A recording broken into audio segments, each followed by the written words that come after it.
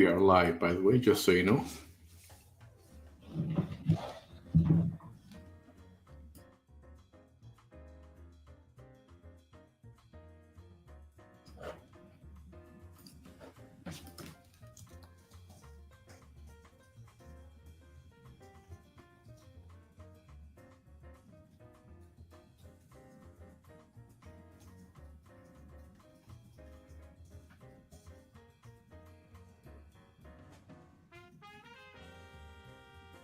Look at your private message.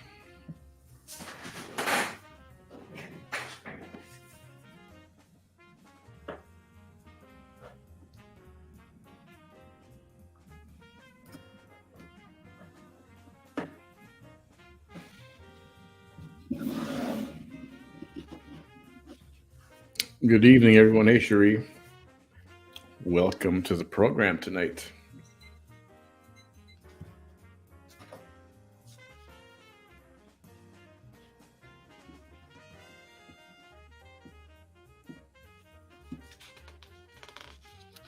Hey, Geraldine. You guys are getting to know all of the Brownsville candidates. I know a lot of you guys are from all over the country.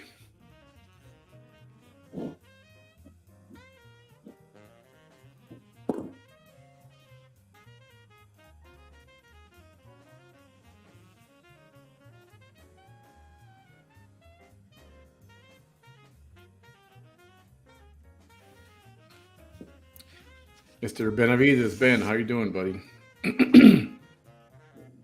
Thanks for joining us tonight.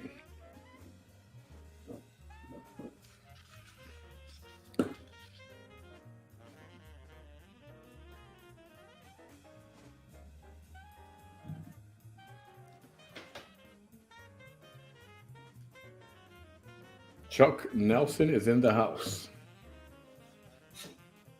Not picking sides or anything, but Chuck is our token Democrat here. Hey, Fausto, what's up? Thank you. You're very welcome. All right. Others will filter in as the evening progresses. Sorry about that. Tonight we have Mr. Commissioner John Cowen, Commissioner of Brownsville. And here, I got some stuff for him here. Let me read you a little bit of his bio. Mr. Cowen is running for mayor of Brownsville, Texas. He is the president of the Cowen Group, Ltd., which is involved in various businesses, including customs brokerage, warehousing and distribution, commercial real estate, and multifamily development. Since 2007, John has overseen the day-to-day operations as well as strategic planning and growth initiatives of the organization.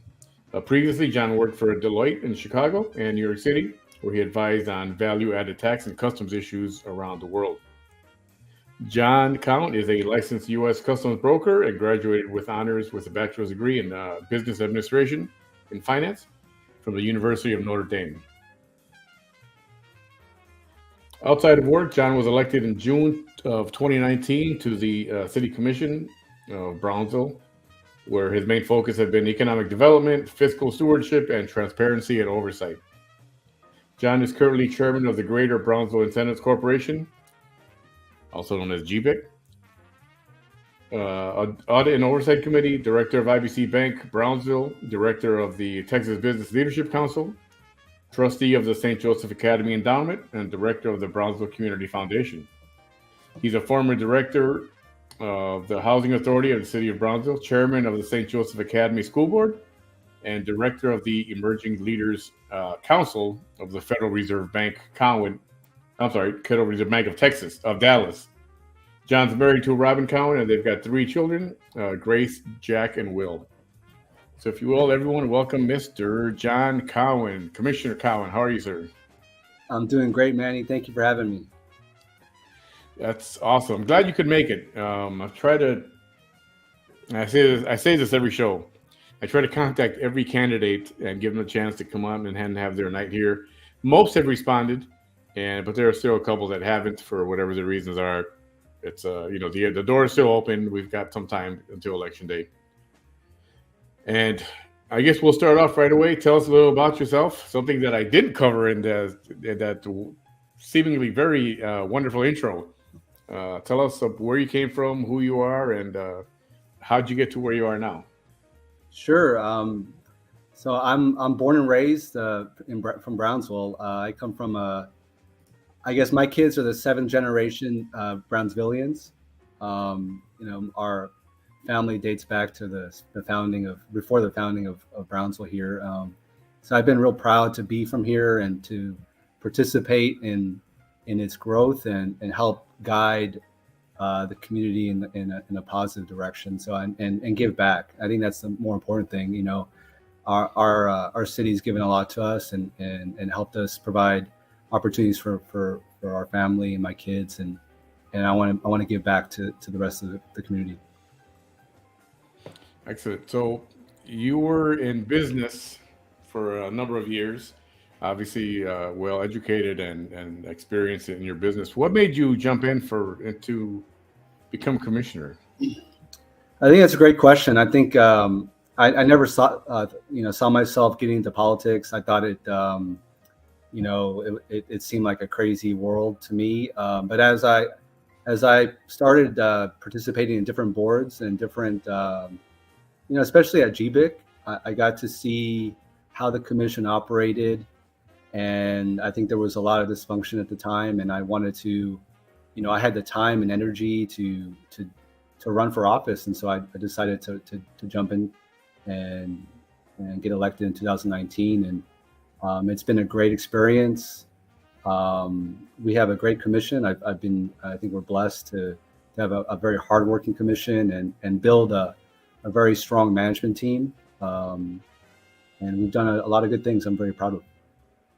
What's been your now you had no previous experience in government or commission or being a city commissioner or anything like that previous to Brownsville, is that correct? That's correct. What's been your biggest challenge now that you're a few years in?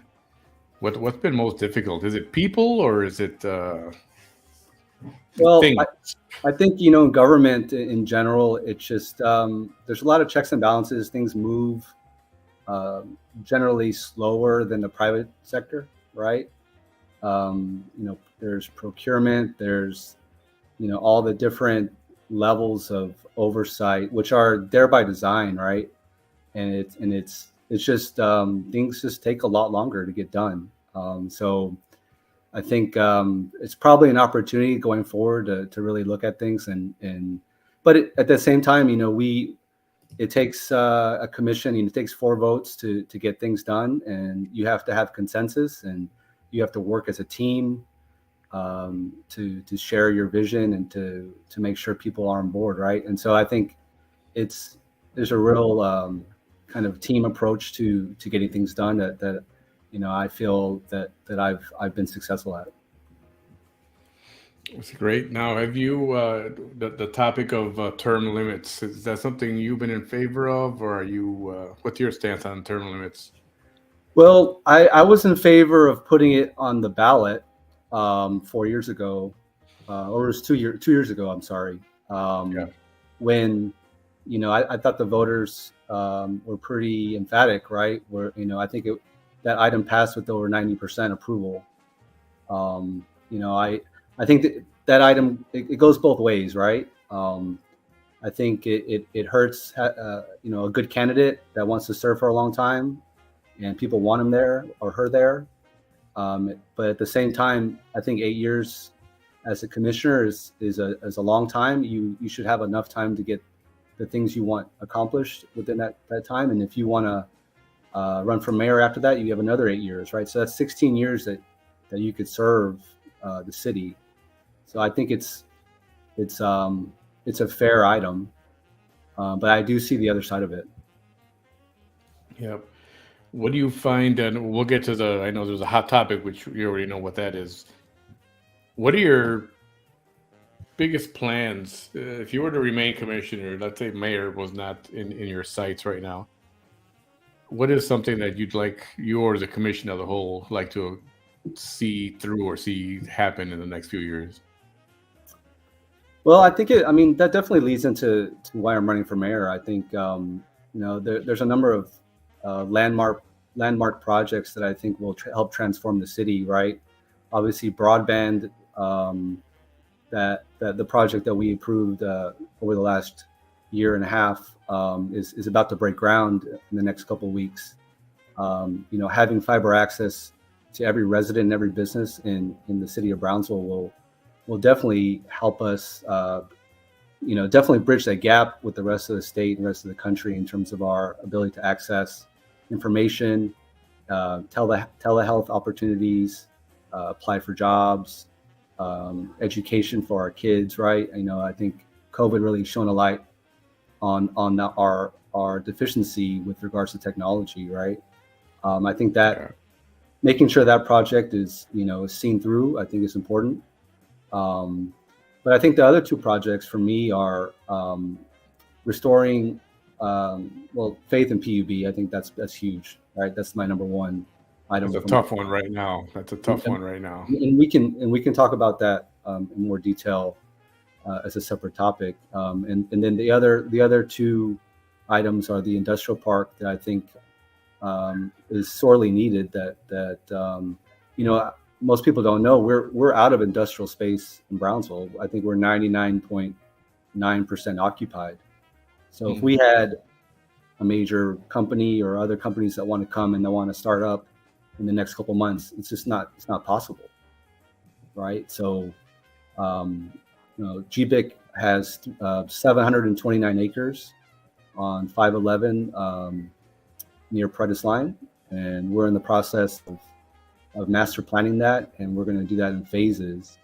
But the idea is to build a planned industrial development that will help attract, top-notch manufacturers and distribution companies that want to be in Brownsville, close to Mexico, close to the port.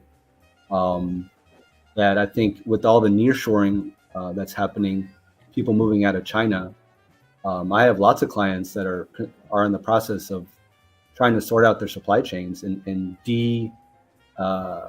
decouple themselves from China, and they want to be closer to the United States or on the border, right? And I think we really need to be proactive and get ahead of that. Yeah. And so that's a huge project. There are a lot of challenges there, and we're working towards accomplishing that. But that whole thing takes time. And then the last major project is the expansion of our zoo. Yeah. So I don't know if a lot of people aren't aware that is that our zoo is at risk of losing its accreditation because our exhibits for a lot of our animals are too small. And so what does that mean? It means we're at risk of losing our endangered species, our breeding programs, all the gorillas, giraffes, our lion.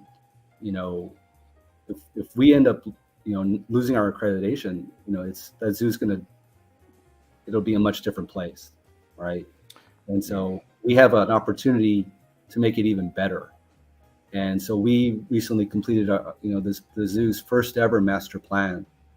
And obviously that entails expanding towards the Cummings campus, which is owned by BISD. And we've been meeting with them on trying to work towards a solution there. Again, there's still a lot of work to be done there. And I think it's possible to work that out. But that's a visionary project as well, to make sure that we're set up to keep our zoo the way that how special it is, but actually transform it into a better place that will attract more visitors and provide a greater experience for our community and our kids. Yeah, I'm a great fan of a zoo like that in the middle of a neighborhood. Yeah. I'm from Chicago, and Lincoln Park Zoo was right there by the lake, just in the middle of a neighborhood.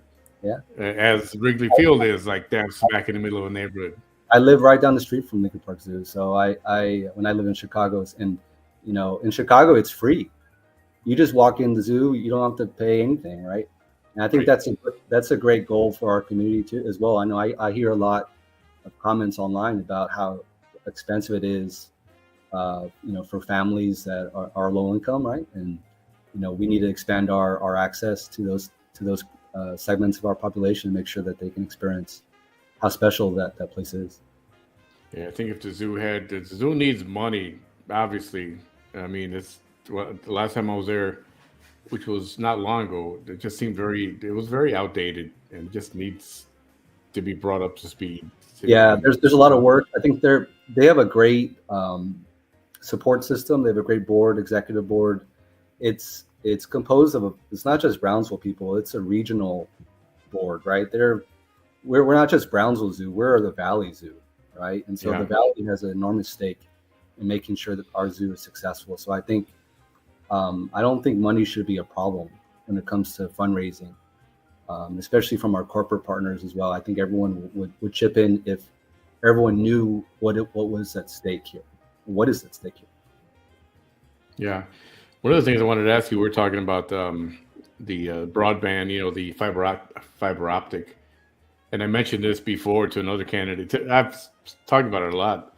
When I moved here in 2000, there was still dial up, and then there was DSL, and AT&T didn't have DSL available in all areas, and they say, "Oh, we're working on that," and 23 years later, it's still not available in all areas.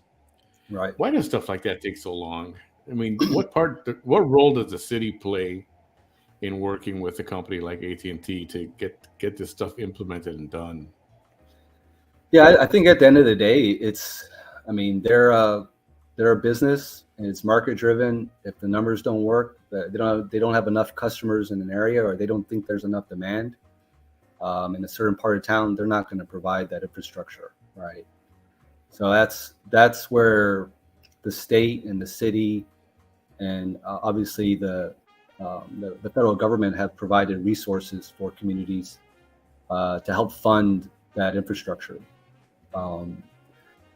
Otherwise, private industry won't do it if the market's not there, right? And so I Yeah. think that fortunately we've had funding to implement this broadband project, and we're innovative in that we're using a P3 structure and partnering with lit communities to provide the bulk of the funding, where the city's going to own the middle mile, which is basically the backbone of the network. The city's going to pay almost $20 million for that, and then lit communities is going to spend the remaining $70 million to connect from the middle mile directly to the neighborhoods and businesses, and they're going to be the ones that businesses and residents will contract with. Gotcha. Yeah, sounds all nice, and I know it can't happen quick enough for a lot of people who've been waiting for that for a long time. And also people need to realize that the city will be a revenue stream for the city as well, in that we'll have more resources that will be coming in to help fund, streets and drainage, other types of programs, right? We won't be raising anyone's taxes. It's just another line of revenue that the city will have, which is it's I think an innovative thing, and it'll help us going forward. All right, here I'm going to pop up a question from some of our viewers. Legend, we call her. Believe it's her, Legend. Can you name what you believe that you have done for the people of Brownsville, Mr. Cowen, not a select group, for the majority? It's something that you participated in or got accomplished or you're working on that you could say that you helped or you had a hand in doing? Sure. Well, I helped to make sure the Audit and Oversight Committee and the Ethics Committee were established and were put on the charter ballot to be included in our charter, so that future commissioners can't remove those committees. Our Audit and Oversight Committee helped bring out the TANASCA report, which previous commissions didn't want to touch, right? And I think, I think that helping shed on our, that's the biggest waste of taxpayer money in the history of our city, right? And helping realize why it happened, who was involved, and what can be done going forward to make sure it doesn't happen again. I think it's a really valuable thing.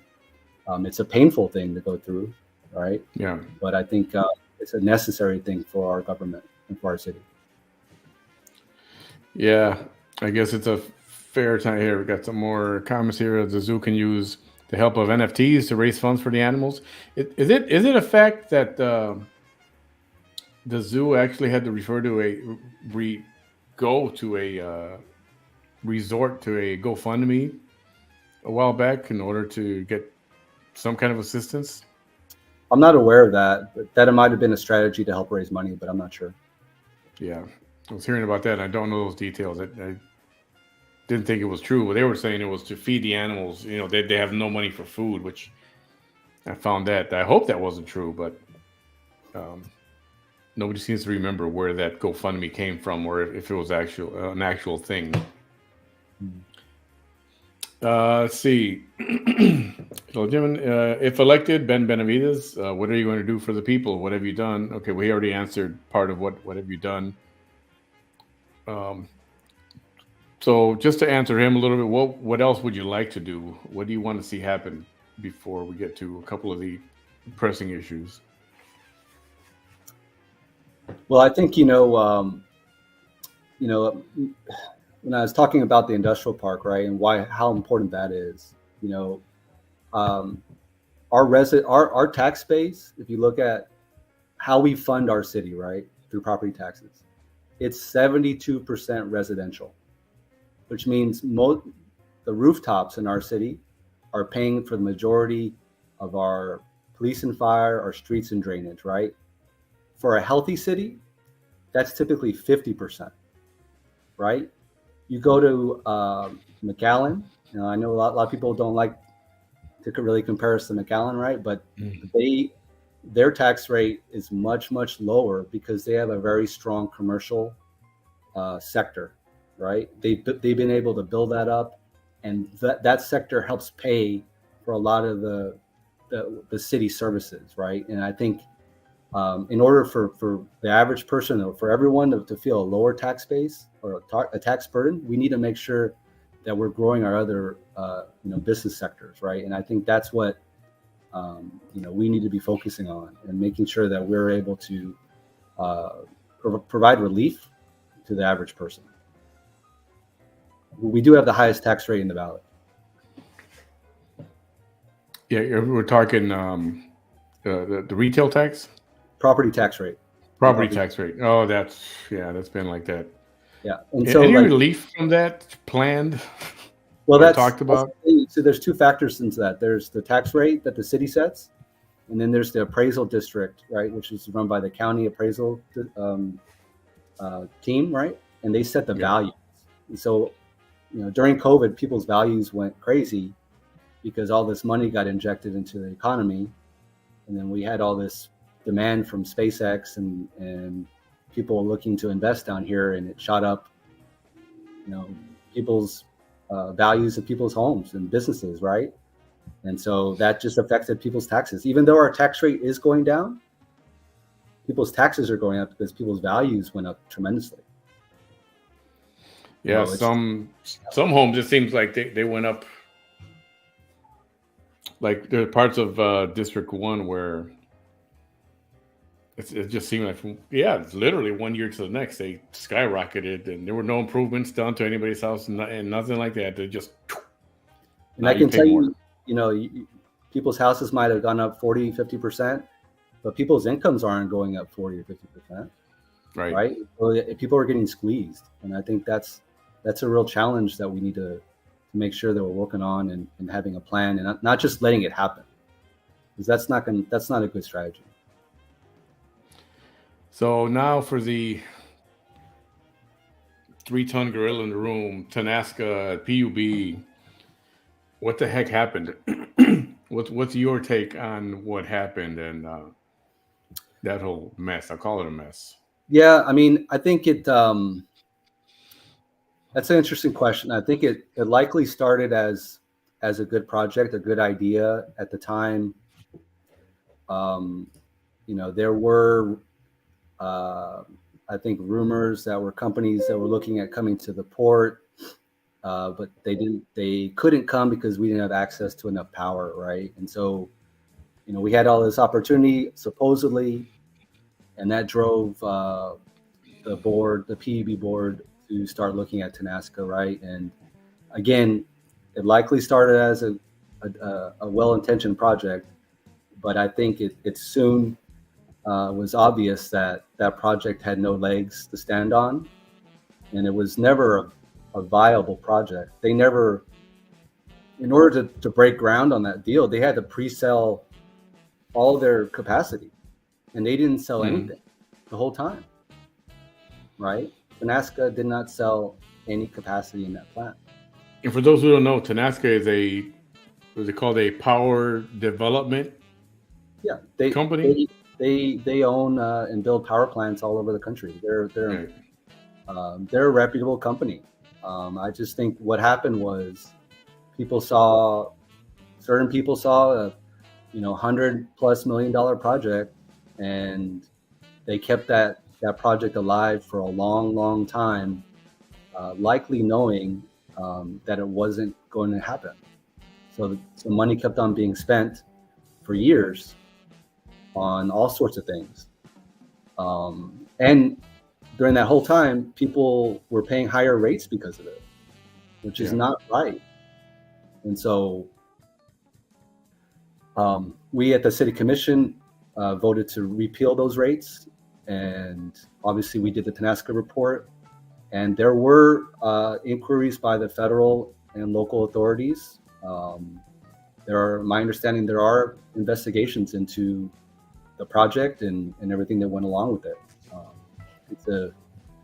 It's obviously a major pain point for everyone.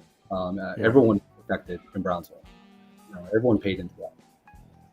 Yeah, and let's talk about the.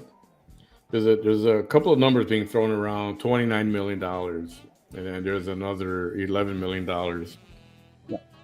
The $29 million is likely to get divvied up between some of the larger entities here in Brownsville, like BISD, and perhaps the hospitals and that sort of thing, and that'll leave 40% of that left, maybe for the account holders, resident account holders. And then what is the talk of this other $11 million?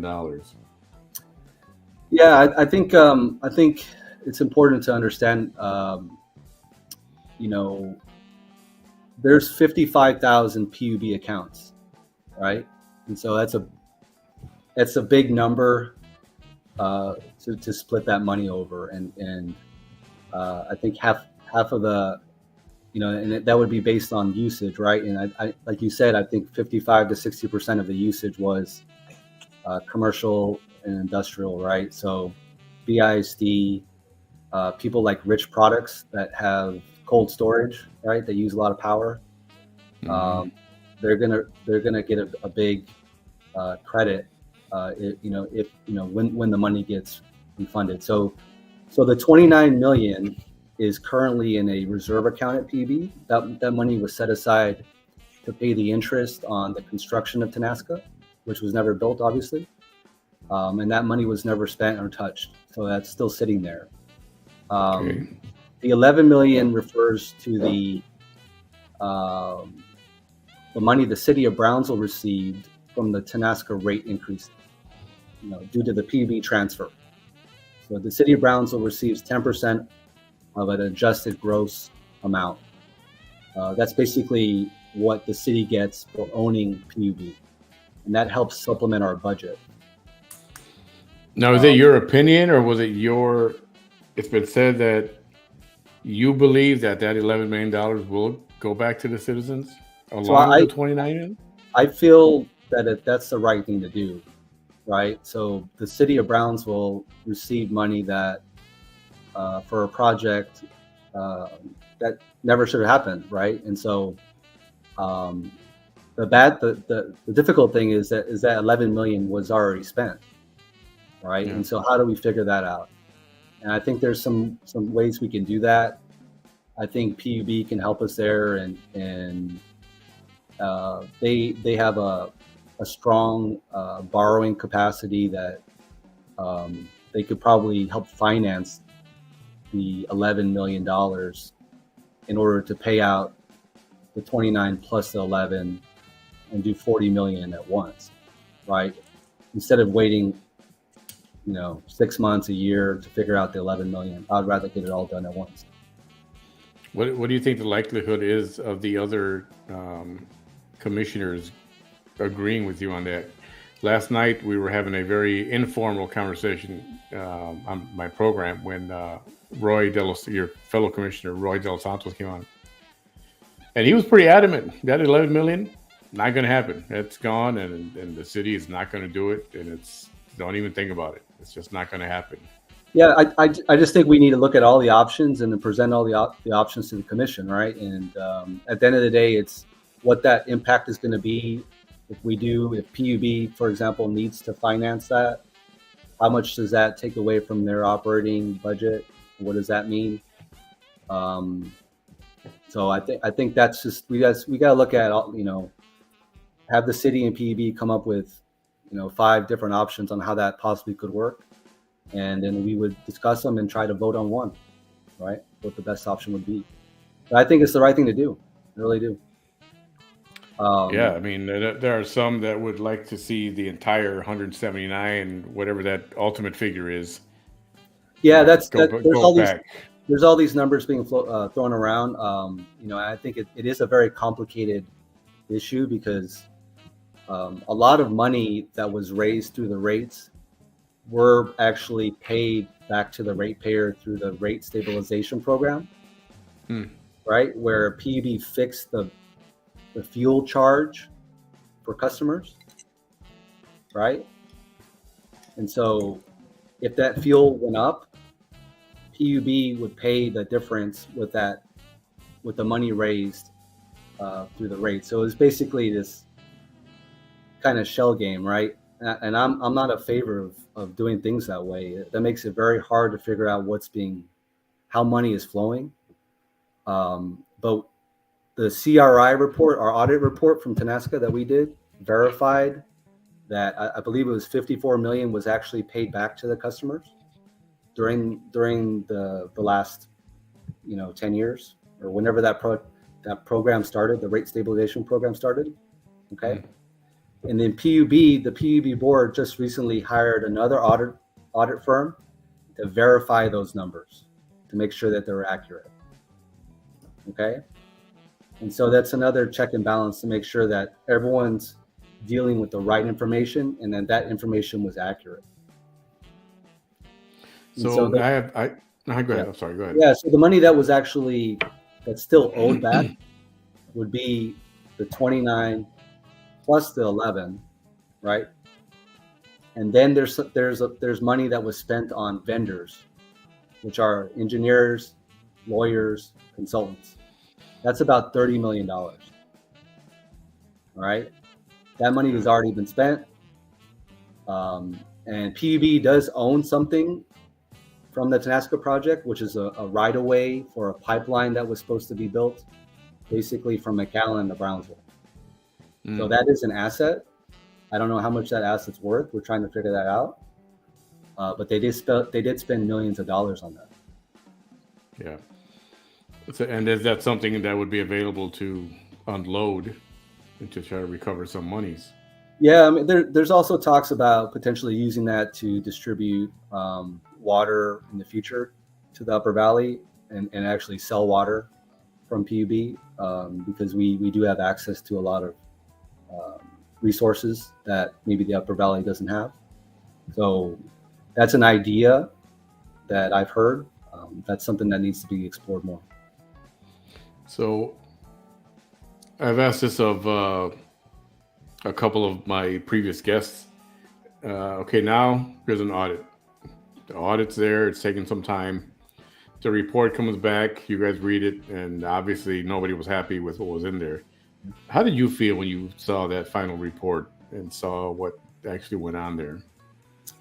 Well, I was very surprised on how strongly worded it was.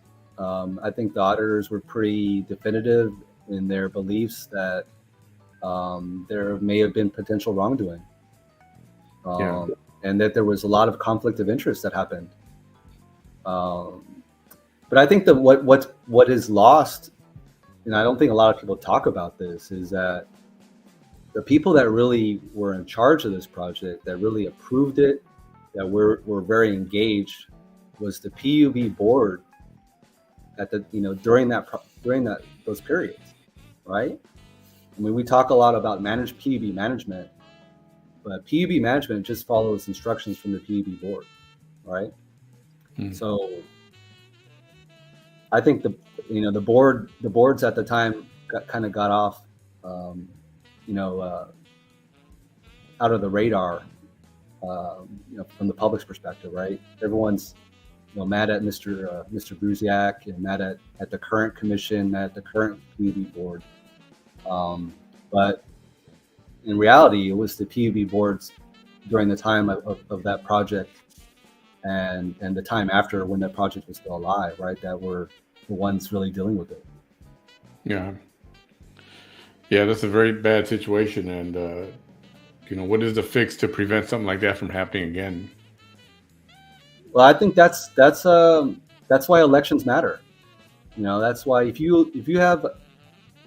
we have a good city commission and we elect good commissioners, they're going to appoint good PUB board members, right? People that are qualified, people with integrity, people that are going to do the right thing and speak up and making sure that taxpayer money is not wasted. And I think that's really the message that comes out of this report. I think that we can have all the rules and regulations in place, but if we'd have a bad commission or a bad PUB board, it's not going to really matter. Are you okay with the evidence of wrongdoing if there's criminal charges brought up against certain individuals? I mean, are you okay with that happening? Well, absolutely. I think if things were if there were criminal acts, I think people need to be held accountable. 100%. One of the questions up here: were you aware of the Tanasca deal while you were there at the beginning of your 4 years?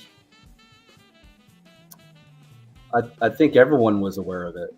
I mean, we started the Tanasca audit when I got elected.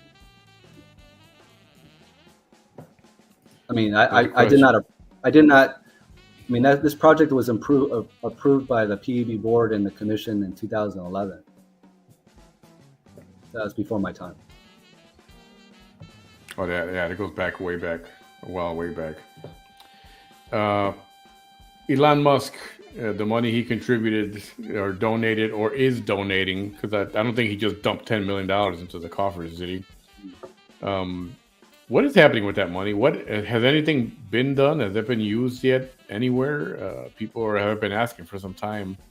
Where'd that money go, or where is it going? Yeah, I think that's a great question. I don't have a full answer on that. I don't believe the full 10 million's been allocated or spent. I know a lot of it, over $1 million went into the street light project downtown, replacing all the street lamps. That's still underway. They did a lot of the grant funding for the rehab of buildings, the historical buildings downtown, which has taken a lot longer than I believe Mr. Elon was hopeful, right? Because there are a lot of rules and regulations to rehabbing a historic building, and so there's been a lot of work, but I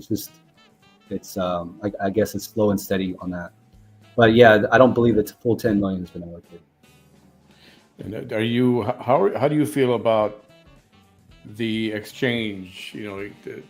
There was a deal made with SpaceX to come here to the Valley.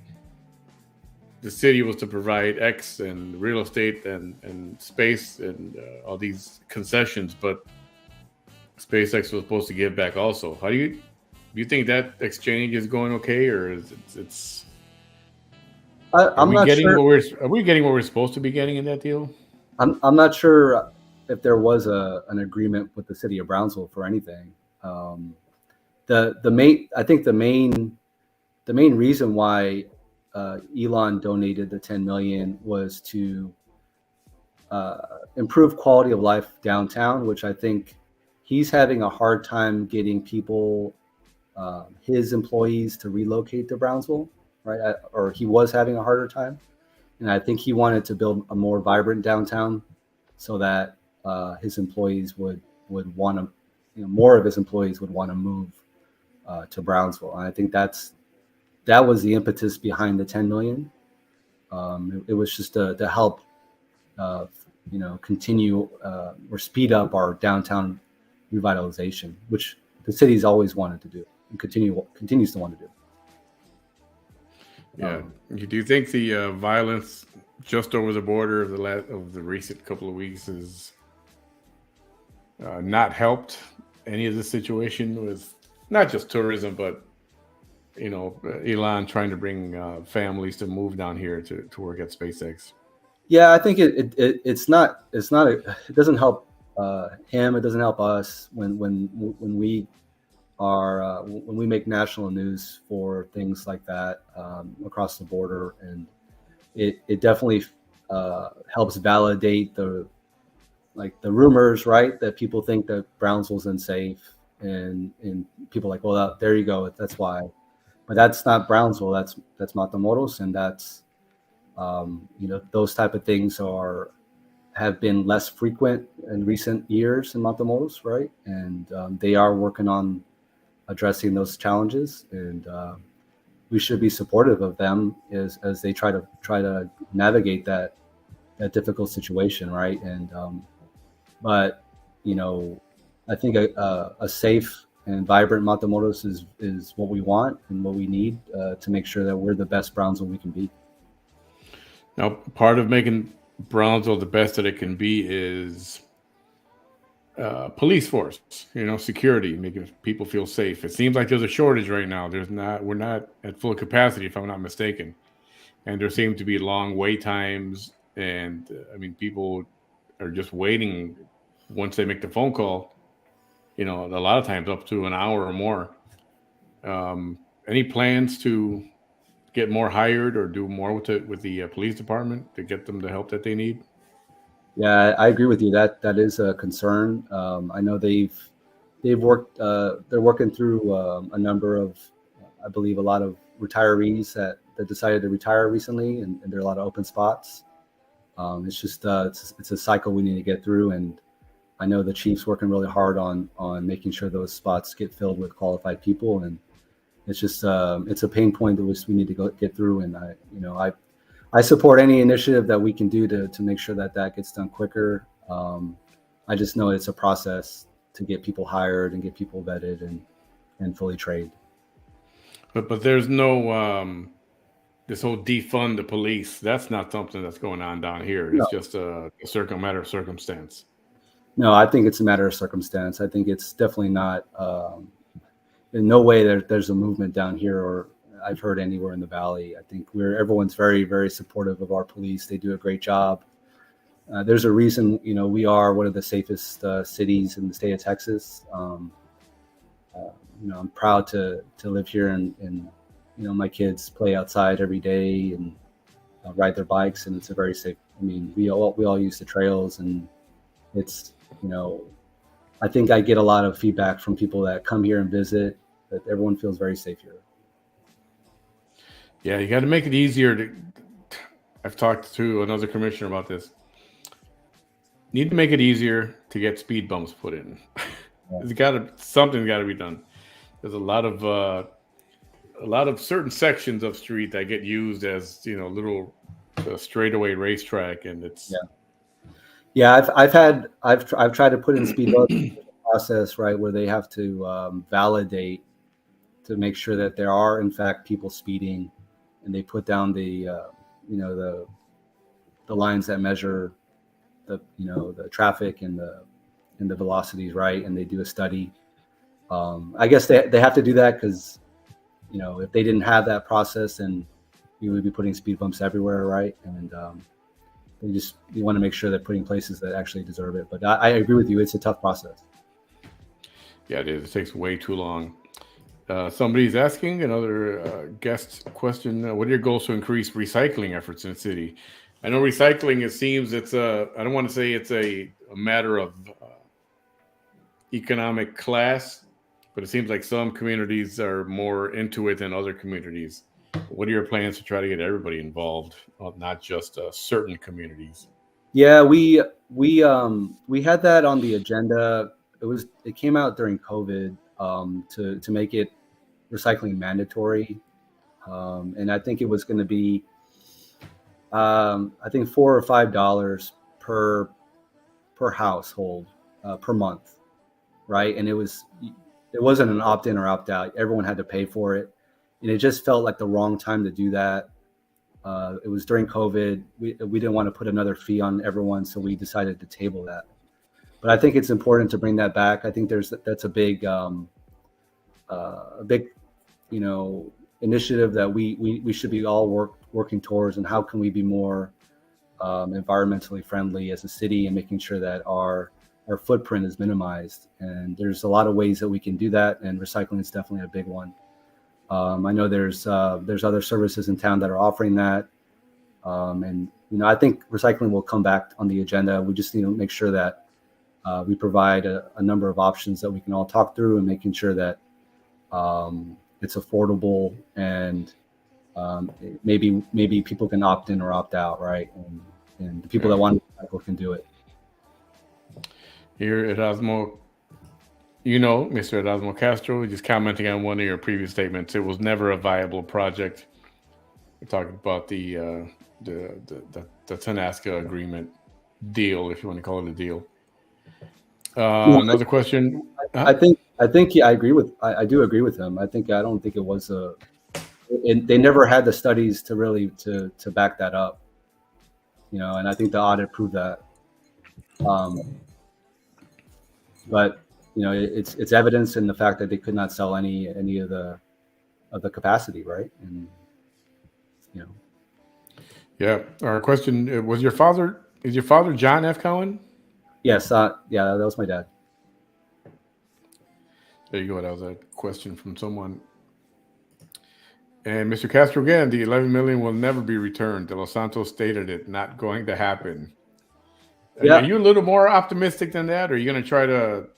No, I mean, I'm going to push for it. I think you know, I am just one vote, right? And I think it's important to have an honest and a detailed discussion behind it, and the reasons why it needs to be done, and the reasons and the ways that we can make it happen, and making sure that it's a minimal impact on our institutions. Any idea if any of the other commissioners are standing with you on that one, trying to get that 11 million back?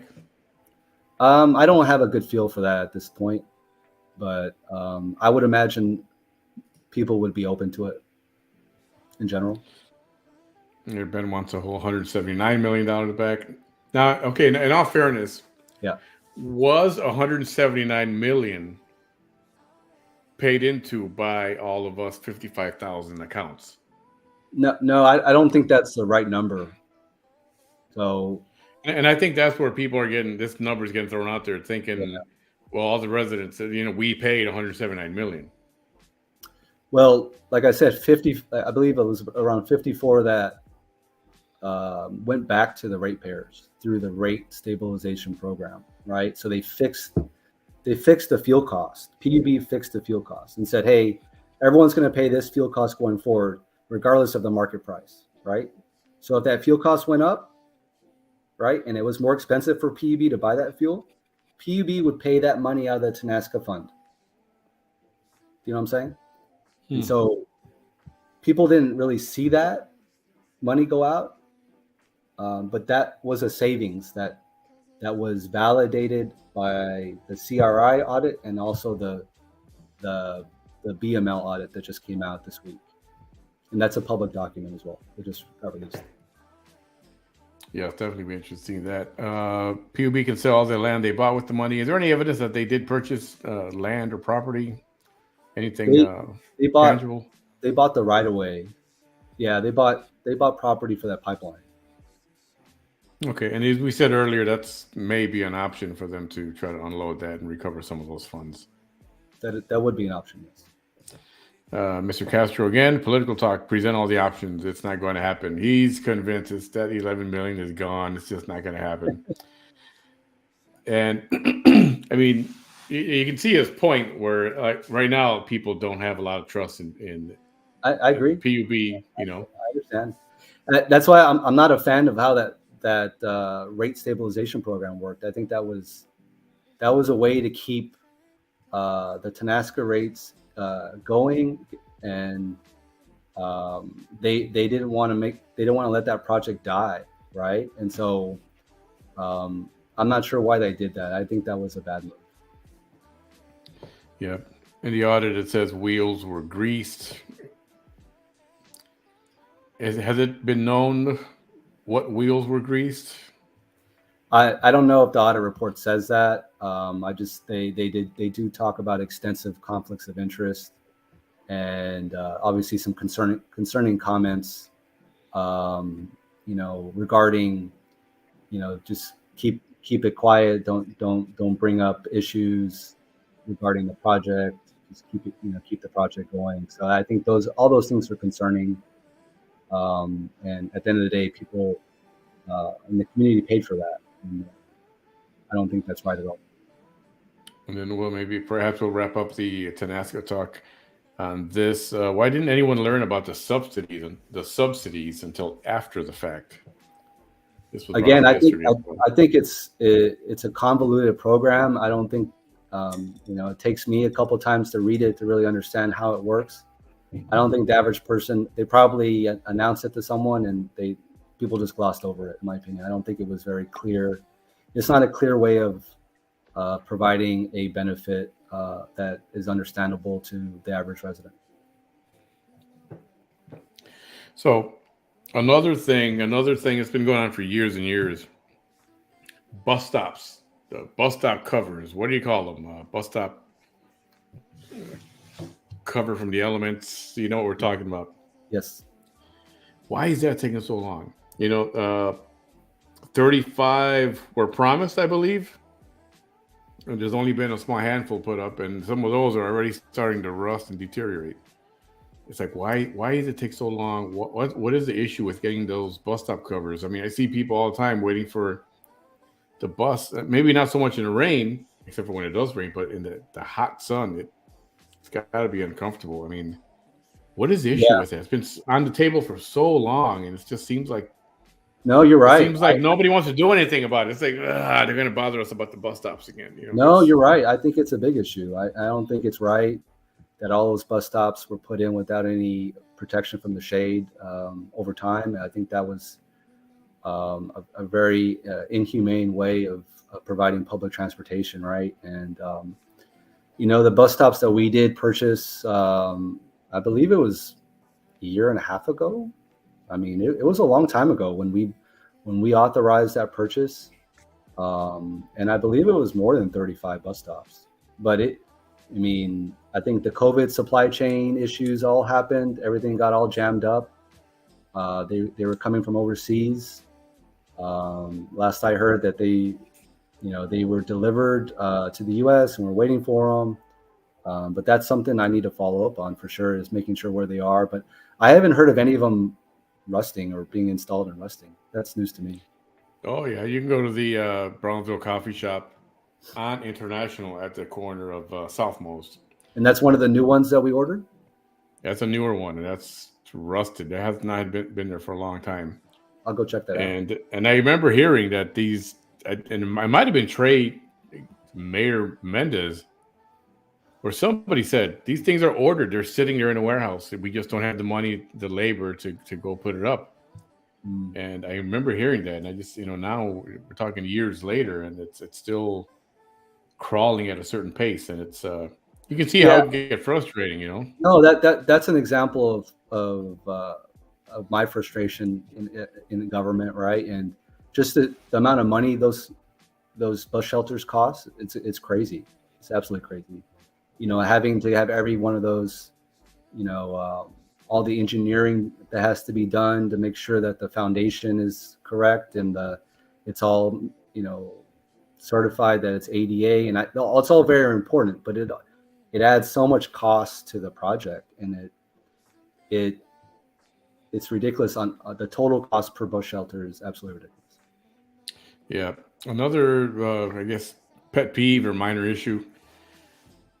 The city traffic lights seem to not be totally in sync or in a good rhythm. What do you know about that? And why can't we get that? I mean, you go to most other communities and there's a certain flow. Yeah. and doesn't seem to be a flow here. In some intersections, the lights are too quick, and at some they're too long, and there's something not right there. Yeah, I think back when I got elected, 2019, we began the process of upgrading a lot of the equipment for our major intersections, and there's a plan to continue to do the upgrades, in a phased approach. But I know a lot of the older systems that we have, every time there's a power outage, the sequence gets reset. So if they don't reset the timing correctly, then it's an issue, and we don't have enough traffic engineers to make sure that everything's working 100% always, right? And I think that's been the challenge. And again, it's a process of equipment and technology, and making sure that we're, taking a bite out of that apple every year, and going in the right direction. But you're right, it's an issue. Yeah, absolutely. It might not be a major, one of the top most important issues, but it is something that's. I mean, it's time is money for people, right? And it takes me 25, 30 minutes to get to work, and I live in Brownsville, right? And it shouldn't take that long, right? Yeah. Commissioner Del Santos is chiming in on this $11 million. He says he will not support it coming from the city. He supports the 11 million going back to the people of PUB, the account holders, but he does not support that the 11 million coming from the city. What do you say to that? I think that's an example of an approach that will be on the table, and we'll fully vet it and discuss it. And I appreciate Commissioner De Los Santos's ideas, and we all work together to try to find a solution. And then here we'll take one more question before we start to wrap it up. Do you support Richard Hitchcock's? Do you support Eddie Trevino, and does he support you? How is that relationship? No, I have a good relationship with the judge, and I think it's important to have good relationships with all our elected officials. I think that's how we get things done. That's how we make sure that we are staying ahead of problems and being proactive. I'm going to meet with them this week. I'm reaching out to all our elected officials. I think that's a really important thing. Yep. Lefty, we'll get to your pitch. You've got a few minutes to speak with some of your current constituents as a commissioner, and possibly those that may be your constituents as mayor. What's your pitch? Why should someone vote for John Cowen? Well, thank you, Manny. I think Brownsville deserves someone with, the integrity, education, business experience, community service involvement that I've had. I've been, this politics is not a career for me, and it's an opportunity to serve our city at a higher level. Being mayor is, you're the face of the commission, and though the mayor is just one vote, I think there is a greater weight to being mayor, and providing that leadership that we all need, making sure things are done the right way, that our money is being protected, that we're looking out for everyone, and not just certain people or groups in our community, right? And I think we are still a very poor community, right? We need more resources. We need our state and federal governments to provide more solutions for us, to help us grow and break the cycle of poverty for a lot of our families, right? And it is happening. We are a growing community. We are transforming, and there's still a lot of room for improvement. And it all starts with leadership. We need to have a very strong commission to do that. Yep, Mr. Benavides would like you to know, and this, among other things, I can't get to every single comment. Too many chiefs, not enough Indians. Seems to be a problem in a lot of places, No, I mean, it's. I think we all have a part at the commission, but at the end of the day, the city manager and staff, they actually do the work, and that they are. Again, we have a great staff and great management, and I would say the same for PUB. We have a great. The the people that we have are hardworking, dedicated people that I don't think the general person really appreciates what people go through at the city, that work at the city. And, I definitely do. Yeah, I'm not a fan of. I know there are people that are upset with aspects of PUB, but they should not take it out on the tellers that work in the lobby, the guys that work out in the truck and fixing your repairing your lines. Don't blame them. They got nothing to do with this. They're just out there working hard for everybody.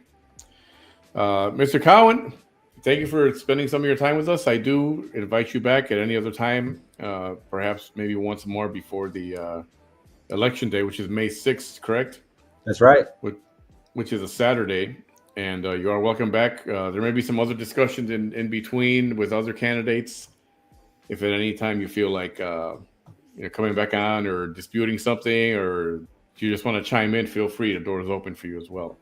Thank you, Manny. Appreciate it very much. Everyone, Mr. Commissioner John Cowen, candidate for mayor of the city of Brownsville. Thank you all for spending some time with us tonight. Tomorrow we've got Linda Macias. She's on tomorrow night, and we'll get to meet her. I know a lot of you don't know who she is. And then next week we've got Gati Presas, and I'm trying to work on the other gentleman. A couple more. We're trying to squeeze them in here, so I'm sure we'll make the time. Thank you again, sir, and we'll be in touch. Thank you, Manny. Take care. Everyone have a great night. More to come probably later on tonight. Stay tuned. Have a good night, everybody. Thanks for tuning in.